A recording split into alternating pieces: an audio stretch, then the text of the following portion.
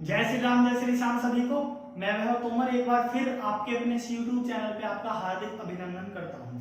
तो आज हम अपने क्लास 11th के मैथमेटिक्स का लेक्चर नंबर 2 स्टार्ट करने जा रहे हैं। कौन सा लेक्चर भाई? Lecture number 2। ठीक है। अब फर्स्ट लेक्चर अगर अभी आपने नहीं देखा तो उसका लिंक डिस्क्रिप्शन में दिया हुआ है, आप जाकर पहले उसे देख सकते हैं। उससे आपको ये लेक्चर अच्छे से समझ में आने वाला है। ठीक है, तो आइए स्टार्ट करते हैं। देखिए, सबसे पहले हमने फर्स्ट लेक्चर में क्या क्या जाना था उसके बारे में बात करते हैं थोड़ा सा। देखिए, सबसे पहले हमने जाना डेफिनेशन। ठीक है, पहले तो हमने समरी देखी थी कि सेट्स में हम क्या क्या पढ़ेंगे, फिर हमने जाना डेफिनेशन। ठीक है भाई, मेरे साथ साथ रिकॉल करना। सबसे पहले हमने जाना डेफिनेशन को जाना। ठीक है, डेफिनेशन क्या होता है? वेल डिफाइंड ऑब्जेक्ट्स का कलेक्शन ही सेट्स कहलाता है। ठीक है, इस तरह से हमने जाना। फिर आगे हमने क्या जाना? आगे हमने सेकंड थिंग जानी कि इसको नोट कैसे किया जाता है, कि हम कैपिटल लेटर से सेट को नोट करते हैं। तीसरा हमने जाना इसकी रिप्रेजेंटेशन। इसका रिप्रेजेंट करने के 2 मेथड होते हैं। First is set builder and second is roster form. ठीक है जी, रोस्टर फॉर्म को टेबुलर फॉर्म भी बोला जाता है।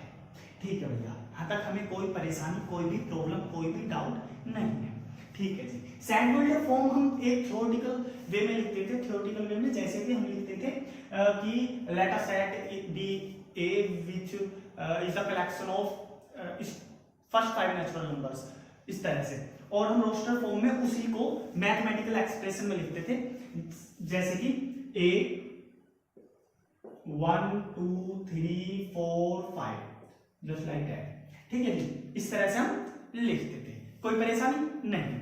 ये था हमारा कल का जो भी हमने लास्ट लेक्चर में अभी तक पढ़ा था। ठीक है जी, आइए तो अब हम स्टार्ट करने जा रहे हैं क्या? अपना समरी के अकॉर्डिंग नेक्स्ट टॉपिक। ठीक है, उससे पहले हमने जो लास्ट क्लास में पढ़ा, लास्ट क्लास में जाना, उसका रिवीजन भी तो होना चाहिए भाई। हाँ जी बिल्कुल। ठीक है, तो मैं आपके सामने कुछ क्वेश्चंस लिखता हूं, आप मुझको उसका जवाब देना। मैं एक सेट लिखता हूं ए। ठीक है जी, अब x के अंदर, a के अंदर x एलिमेंट है सच दैट, इस तरह से कि x इक्वल टू और लेस देन है 4 से, एंड x बिलोंग्स करता है भाई, x बिलोंग करता है भाई नेचुरल नंबर से। फर्स्ट आपके पास ये है, फर्स्ट आपके पास ये है। ठीक है, सेकंड में एक सेट बी लेता हूं, उसके अंदर एलिमेंट लेता हूं मैं alpha. Okay, and alpha such that alpha क्या भाई? अल्फा ले लेते हैं हम लेस देन है 5 से। ओके, और अल्फा बिलोंग्स करता है होल नंबर से। ओके ओके, ये तो आपको मैं टाइम देता हूं थोड़ा सा, आप उसके अंदर इनको जल्दी से लिख सकते हैं। ठीक है, आइए तो आपने कर लिया होगा। अब देखिए, एक बार मैच कर लेना आपने सही किया है नहीं। देखिए, तो क्या बोला है कि एक ए सेट है। ठीक है जी, कैसे है भाई कि x उसके अंदर एलिमेंट्स हैं और x लेस देन और इक्वल टू है 4 के। साथ के साथ x बिलोंग करता है नेचुरल नंबर से। मतलब सारे नंबर कैसे होंगे? सारे एलिमेंट्स इसके नेचुरल नंबर से बिलोंग करने वाले हैं। ठीक है, ये साइन होता है बिलोंग्स टू का, मैंने आपको बताया था लास्ट लेक्चर में। ये साइन होता है बिलोंग्स टू का। ठीक है जी, बिलोंग्स टू मतलब ये नेचुरल नंबर से बिलोंग करते हैं। ठीक है, और क्या है कि x लेस देन और इक्वल टू 4 होने वाला है केवल। तो नेचुरल नंबर कहां से स्टार्ट होता है? 1 से। 1 2 3। अब क्या 4 लेंगे? नहीं, 4 बिल्कुल लेंगे। क्यों लेंगे? क्योंकि यहां पर इक्वल टू का साइन है हमारे पास 4। क्या इससे आगे 5 ले सकते हैं? नहीं। क्यों नहीं ले सकते भैया? वो इसलिए क्योंकि इसमें कंडीशन गिवन है कि x लेस देन और इक्वल टू 4 है, ना कि ग्रेटर देन 4। ठीक है, यहां तक कोई परेशानी नहीं जी। सेकंड है हमारे पास बी सेट में हमसे क्या बोलता है? बोलता है कि अल्फा पार्टिकल्स है इसके अंदर और अल्फा लेस देन 5 है, साथ के साथ अल्फा बिलोंग कर रहा है होल नंबर से। ठीक है जी, होल नंबर कहां से स्टार्ट होता है भाई? 0 से।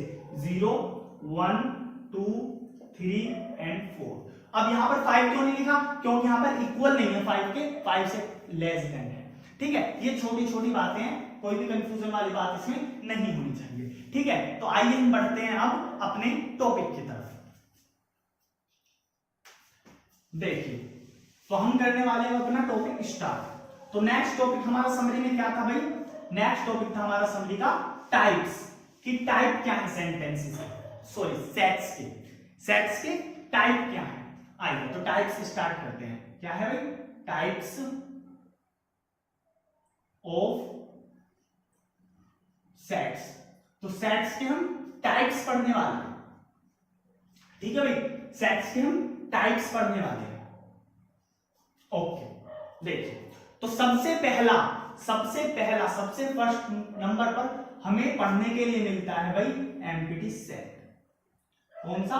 एम्प्टी सेट, ठीक है जी। सेकंड नंबर पर हमें पढ़ने के लिए मिलता है सिंगल टन सेट, ठीक है भैया। First number empty, second is singleton, and third is, third set पढ़ने के लिए मिलता है हमको इक्वल सेट। फोर्थ पढ़ने के लिए मिलता है हमको इक्विवेलेंट सेट, ठीक है। एंड फिफ्थ पढ़ने के लिए मिलता है हमें फाइनाइट सेट, एंड सिक्स्थ पढ़ने के लिए मिलता है हमें इनफाइनाइट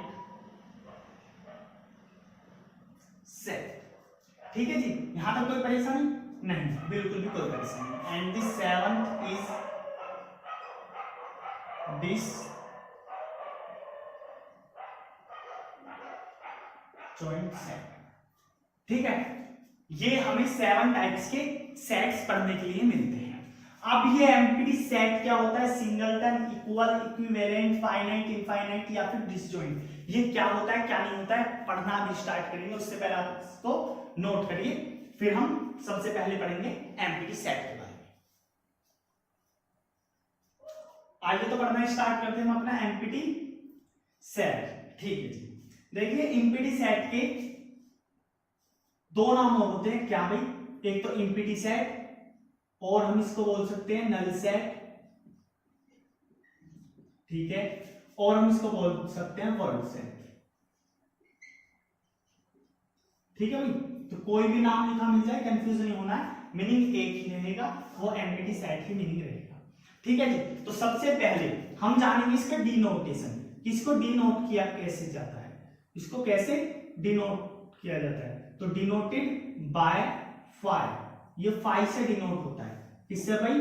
5 से डिनोट होता है, 5, ठीक है जी। इसको 5 से डिनोट किया जाता है। सबसे पहला इसको 5 से डिनोट किया जाता है, इतना जान लिया। अब जानेंगे इसका मीनिंग कि एम्प्टी सेट होता क्या। देखो एम्प्टी मींस क्या होता है? एम्प्टी नल, इसका मीनिंग एम्प्टी का अगर आप मीनिंग देखो मतलब कुछ भी नहीं, मतलब जीरो है ना, बिल्कुल यही एम्प्टी होता है, ठीक है जी। तो एम्प्टी सेट, तो ऐसा set which have zero number of elements, elements कितने हैं? 0 है। Sets which have zero number of elements, meaning ये कि कोई हमारे पास सेट है और उसके अंदर एलिमेंट है 0। अब भैया 0 एलिमेंट कैसे इस सेट के अंदर हो सकते हैं? देखिए मैंने बोला कि एक मेरे पास सेट है A और उसके अंदर एलिमेंट कितना है भाई? एलिमेंट है उसके अंदर 0, उसके अंदर 0 एलिमेंट है। तो 0 एलिमेंट है तो कैसे लिखूंगा मैं इसको? ऐसे लिखूंगा। ऐसे लिखने के साथ साथ मैं उसको लिखता हूं 5। क्या लिखता हूं भाई? 5 लिखता हूं, और 5 के दोनों साइड मुझे ब्रैकेट लगाने की कोई भी जरूरत नहीं है। तो नंबर ऑफ एलिमेंट्स 0 है उसके अंदर, इस बात को ध्यान रखना।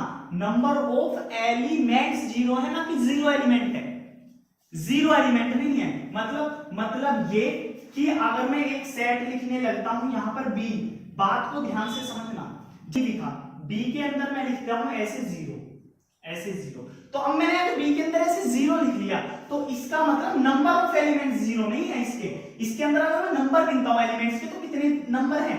1 एलिमेंट है, लेकिन हमें तो नंबर ऑफ एलिमेंट 0 चाहिए, मतलब कुछ भी ना हो, तो ये बात होती है अलग। अब ये क्या बात होती है क्या नहीं होती अभी समझेंगे, बाकी ये बात अलग है, इसका मीनिंग ये बिल्कुल नहीं है, ठीक है। तो आप बस इतना ध्यान रखिए कि एम्प्टी सेट उस सेट को बोला जाता है जिसके अंदर एलिमेंट हो ही ना एलिमेंट, ठीक है, मतलब नंबर ऑफ एलिमेंट्स जीरो हो उसके, ठीक है। उसके देखो ऐसे लिखते हैं हम, डिनोट करते हैं, तो डिनोट करने का तरीका उसको फायर होता है, और साथ के साथ हम ऐसे एक एम्प्टी सेट शो कर देते हैं, ठीक है जी, इस तरह से कि आप कर्ली ब्रैकेट बनाकर और उसके बीच में कुछ भी हम नहीं लिखते, ठीक है जी, क्योंकि उसका नाम ही एम्प्टी और नल सेट होने वाला है, ठीक है।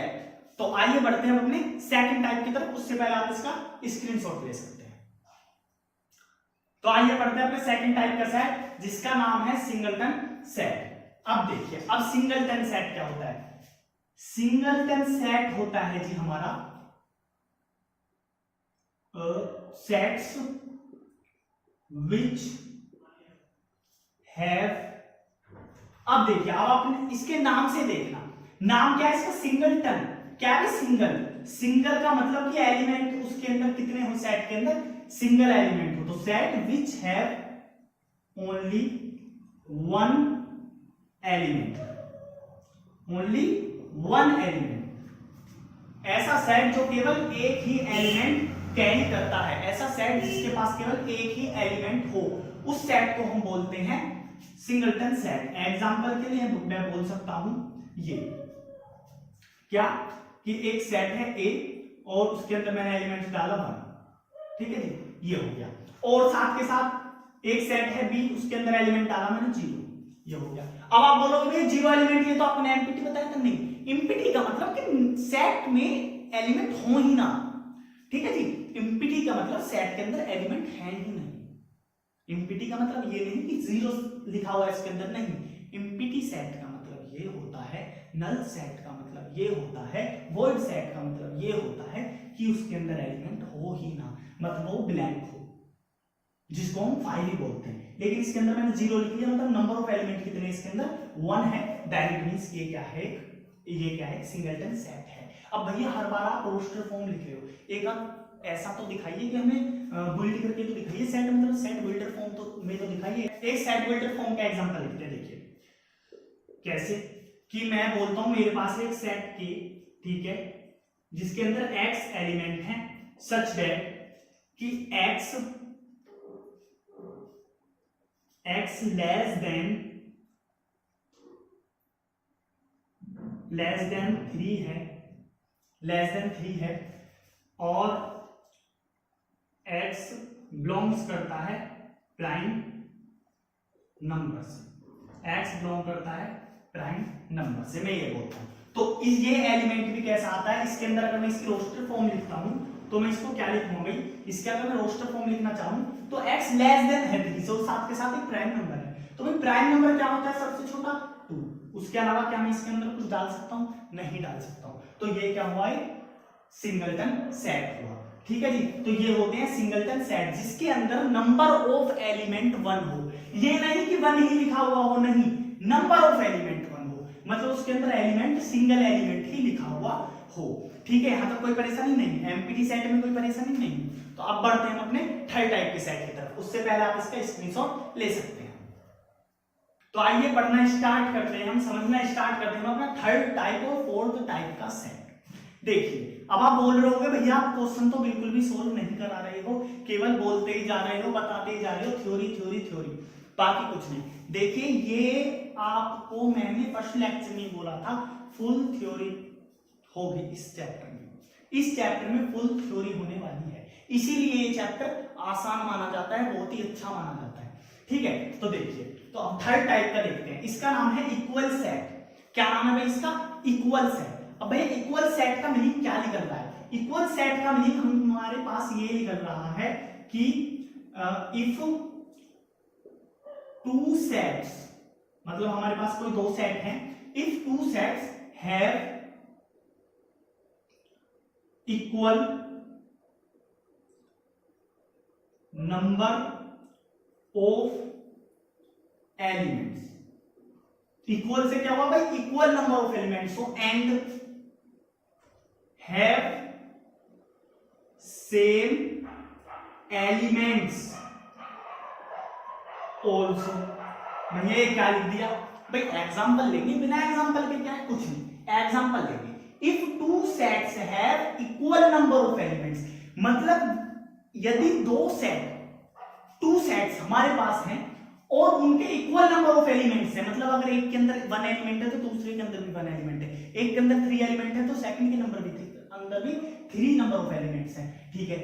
And have same element also, meaning कि उनके अंदर एलिमेंट 3 तो हो लेकिन सेम एलिमेंट हो। जैसे कि मैं एग्जांपल लेता हूं, क्या देखिए, एग्जांपल लेने से पहले मैं आपको इक्विवेलेंट सेट समझा देता हूं। देखिए इक्विवेलेंट सेट क्या होता है, इक्विवेलेंट सेट कुछ नहीं, बिल्कुल same. If two sets having equal number of elements, that's it. Equal number of elements, केवल इसमें कंडीशन क्या है कि इक्वल नंबर ऑफ एलिमेंट्स हो। अब देखिए बार बार मैं नंबर ऑफ एलिमेंट्स की बात कर रहा हूं, आखिर इसको डिनोट कैसे किया जाता है। देखिए जैसे कि सपोज दैट एक सेट है ए, उसके अंदर मैं ऐसे लिखता हूं 1 2 3, ठीक है। तो मैं कैसे लिखूं, नंबर ऑफ एलिमेंट्स कैसे लिखूं कि एन ए इक्वल एन, मतलब number of elements in set ए कितने हैं भाई, 3 है। टोटल एलिमेंट कितने हैं, 3 है, ठीक है। अब कोई ये बोल रहा होगा कि लास्ट में जो लिख रहा है भैया वही लिख दिया, लास्ट में जो लिखा हुआ है वही लिख दिया, नहीं, लो मैं चेंज कर देता हूं, मैं यहां क्या लिखता हूं, ए बी और सी, ठीक है। तो अब नंबर ऑफ एलिमेंट 1 2 एंड 3, तो 3 नंबर ऑफ एलिमेंट्स है। इस तरह से हम शो करते हैं, ठीक है। तो इसमें क्या कंडीशन है, इसमें कंडीशन हमारे पास ये है कि हमने एक सेट लिया ए, उसके अंदर एलिमेंट्स लिखे 1 2 3, हमने सेट लिया बी, उसके अंदर एलिमेंट लिखे 3 2 1, ठीक है। एक सेट के अंदर हम एलिमेंट्स लिखते हैं 1 2 3 एंड सेकंड सेट के अंदर हम एलिमेंट्स लिखते हैं 3 2 1। अब आप बोलोगे भैया ये तो सेम है नहीं, ये तो 1 2 3 ये 3 2 1 है। भैया मैंने आपको बताया था, क्या बताया था कि सेट्स में ऑर्डर इंपॉर्टेंट नहीं होता। अगर मैंने नहीं समझाया हो तो भी फिर से समझ लीजिए, वैसे मैंने फर्स्ट लेक्चर में आपको बताया था, ठीक है। क्या कि इनको कहीं भी लिख सकते हो आप, कोई प्रॉब्लम नहीं है, ठीक है। साथ के साथ एक और चीज समझिए कि repetition not allowed. Repetition not allowed का मतलब अगर मैं यहां पर ऐसे और लिख देता हूं ना 2 3 इस तरह से भी लिख देता हूं, तो यहां पर भी आप ये नहीं बोलोगे कि बोथ सेट्स आर डिफरेंट, नहीं, क्योंकि इसका मीनिंग भी क्या है कि 3 2 1 ही सेट है, एलिमेंट है इसके अंदर, तो हम इसको रिपीटेशन नॉट अलाउड होती है, ये मैंने बताया था, तो इसीलिए ये 3 2 1 ही माना जाएगा, ठीक है जी। तो ऐसे अरेंजमेंट कैसे भी हम कर सकते हैं, ठीक है। तो इसके अंदर 1 2 3, इसके अंदर 3 2 है, तो ये सेट कैसे हो गए, ये एग्जांपल हो गया किसका भाई, ये एग्जांपल हो गया हमारे पास इक्वल सेट्स का, ठीक है। अब इक्विवेलेंट सेट कैसे, इक्विवेलेंट सेट के लिए मैं अगर लिखता हूं हमारे पास एक सेट है के 1 2 3, ठीक है जी, और एक सेट है K1, एक है K2, ठीक है। वो क्या है A B एंड C, ये है, ये हमारे पास। अब देखिए अब ये इक्विवेलेंट सेट है, कैसे, क्योंकि इनके अंदर नंबर ऑफ एलिमेंट इक्वल है, मतलब K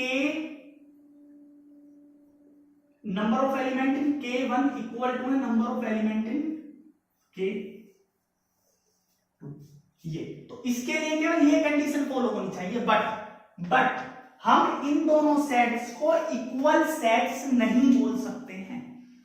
K1 and K2 are equivalent set but not are equal set, why, because मैंने अभी आपको बताया था कि इसमें इक्वल नंबर ऑफ एलिमेंट्स होने के साथ साथ सेम एलिमेंट भी होने चाहिए, लेकिन हम जब यहां पर देखते हैं तो 1 2 3 एंड ABC, तो एलिमेंट सेम नहीं है, एलिमेंट सेम नहीं है, ठीक है जी। तो इसीलिए ये क्या होने वाले हैं, दोनों के दोनों डिफरेंट होने वाले हैं, और आपको समझ में भी आ गया होगा कि इक्विवेलेंट और इक्वल सेट्स में क्या डिफरेंस होता है, ठीक है जी। तो आइए हम बढ़ते हैं अपने नेक्स्ट टाइप की तरफ, उससे पहले आप इसका स्क्रीनशॉट ले सकते हैं।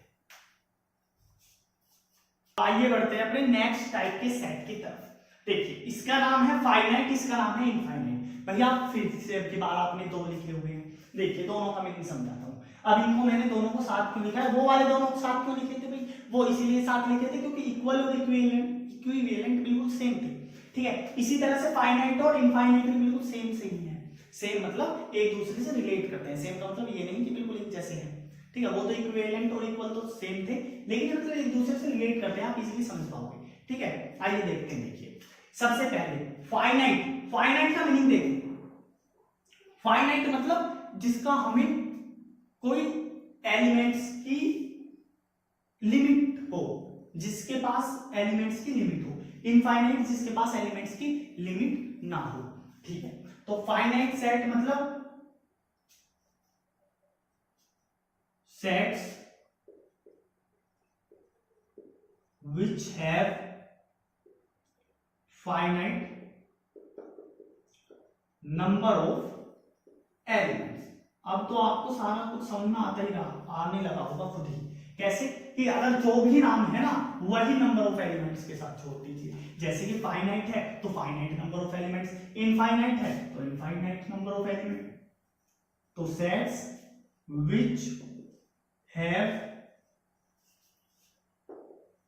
infinite number of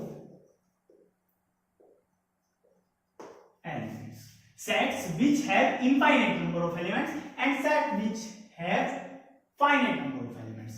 ठीक है, ठीक है।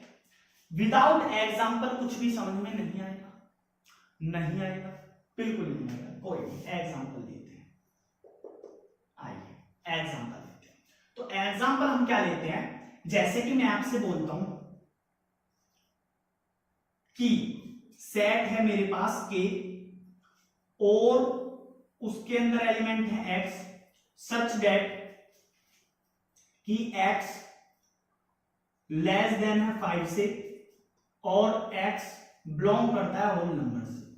तो अगर आप इस के सेट को अब लिखना चाहो तो कैसे लिखोगे, 1 2 3 4 और 0, ठीक है जी। 1 2 3 4 और 0 इस तरह से आप लिखोगे, ठीक है जी। 5 क्यों नहीं लिख रहे, क्योंकि 5 के इक्वल नहीं और ये होल नंबर से रिलेट करता है, तो मैंने ये लिख दिया, ठीक है। तो अब आपने देखा तो इसके अंदर, इस सेट के अंदर फाइनाइट नंबर ऑफ एलिमेंट्स थे, ठीक है। तो 5 एलिमेंट्स से फाइनाइट नंबर ऑफ एलिमेंट्स हो गया। बट अगर मैं एक एग्जांपल लेता हूं, आपके पास एक सेट है के और उसके अंदर क्या कि अल्फा एलिमेंट्स हैं और अल्फा बिलोंग्स करता है नेचुरल नंबर से, बस मैं ये स्टेटमेंट देता हूं। अब आप क्या बोलोगे, अब आप बोलोगे कि भैया के सेट ऐसा है कि 1 से स्टार्ट हो रहा है और कहां तक जा रहा है हमें नहीं पता, तो इसमें क्या आप नंबर ऑफ एलिमेंट्स बता सकते हो, नहीं। तो वो ही इनफाइनाइट सेट है, ऐसा सेट जिसमें आप नंबर ऑफ एलिमेंट्स नहीं बता सकते और ऐसा सेट जिसमें आप नंबर ऑफ एलिमेंट्स बता सकते हो। मतलब भैया अभी हमने वो इक्वल सेट, इनके सबके एग्जांपल देखे, क्या वो सब फाइनाइट सेट थे, हाँ जी बिल्कुल वो फाइनाइट सेट थे।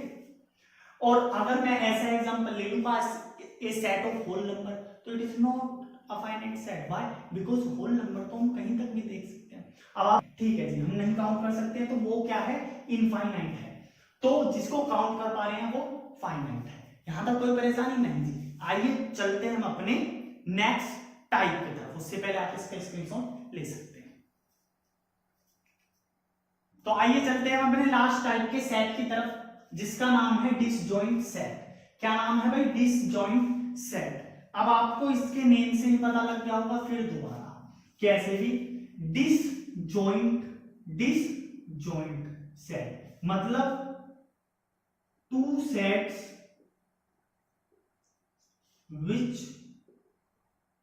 have different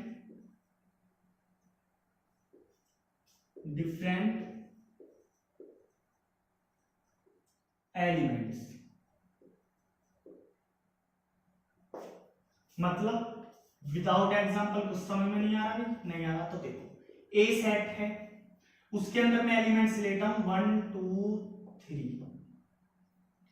बी सेट है, उसके अंदर मैं एलिमेंट लेता हूं ए बी सी डी, ठीक है। तो different different element and different number of elements, number of elements की डिफरेंट हो, ये क्या होता है, डिसजॉइंट सेट होता है। ठीक है भाई, कि सेट एक दूसरे से मैच नहीं हो रहे हैं, अलग अलग हैं, डिफरेंट डिफरेंट है, तो उनको डिसजॉइंट सेट बोला जाता है। ठीक है, और हाँ, ये कंडीशन नेसेसरी नहीं है कि आप डिफरेंट नंबर ऑफ एलिमेंट्स लो, ये नेसेसरी कंडीशन नहीं है। ठीक है, नेसेसरी कंडीशन क्या है कि केवल सेट के अंदर डिफरेंट डिफरेंट एलिमेंट्स हो। मतलब क्या एक इक्विवेलेंट सेट भी डिसजॉइंट सेट हो सकता है? बिल्कुल हो सकता है, बिल्कुल हो सकता है। ठीक है, तो उसमें अगर मैं यहां पर ये लिखना चाहूँ ना कि एक सेट सी और लेकर आता हूं और उसमें डालता हूं मैं कि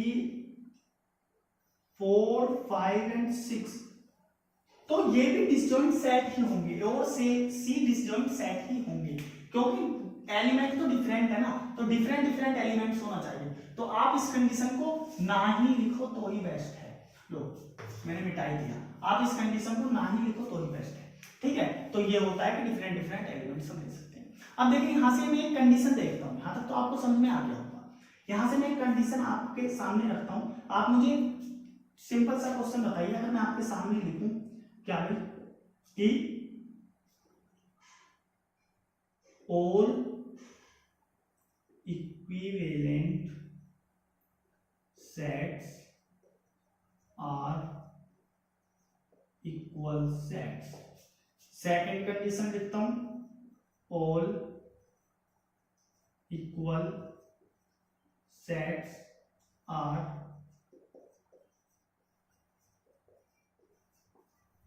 इक्विवेलेंट सेट।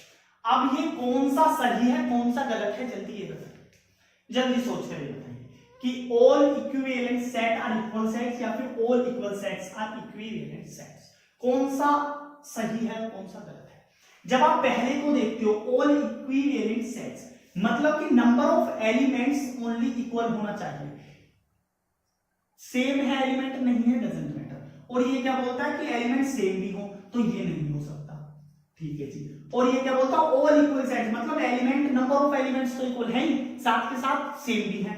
और ये कंडीशन क्या रखता है कि नंबर ऑफ एलिमेंट इक्वल हो, तो मतलब ये वाला सही है, ये वाली कंडीशन सही है। क्यों कि सारे इक्वल सेट्स का मतलब है, इक्वल सेट का मतलब कि इक्वल नंबर ऑफ एलिमेंट हैं, साथ के साथ एलिमेंट सेम भी हैं। और ये केवल एक ही कंडीशन कहता है, क्या कहता है कि मेरे को बस इक्वल नंबर ऑफ एलिमेंट्स दो, तो इसीलिए ये तो राइट है, ये कंडीशन तो फॉलो होती है, लेकिन ये वाली नहीं होती, क्योंकि यहाँ पर कंडीशन केवल एक फॉलो होनी चाहिए और यहाँ पर दो फॉलो होनी चाहिए, तो इसीलिए ये वाला नहीं होता, ये वाला सही है।